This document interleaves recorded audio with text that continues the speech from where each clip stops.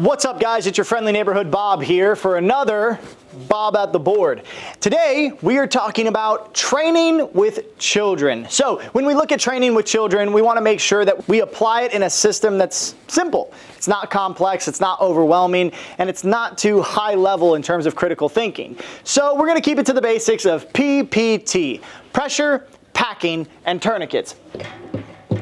The pressure, maintaining manual pressure, just simply understanding where the arteries go and how to apply manual pressure to slow a bleed or stop a bleed to allow us the time to pack. So we have to learn packing.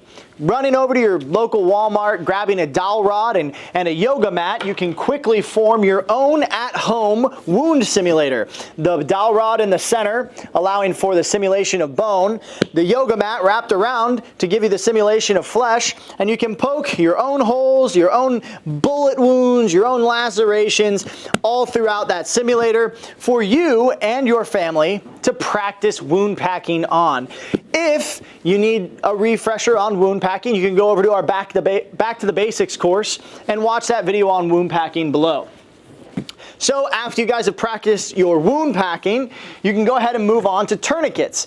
Understanding what tourniquets do you have around the house, understanding how to use those tourniquets, and understanding what works on each individual. Will you need to use a Slishman? Will a soft T work? All these different questions are very important to answer for your children and for the rest of your house inside of a family medical plan. Next, we want to get outside and we want to maybe create some sort of obstacle course. Allowing for an increase in heart rate, an increase in respiratory rate simulates that of a stressful environment. It also stimulates a healthier, response to maybe a traumatic or emergent event.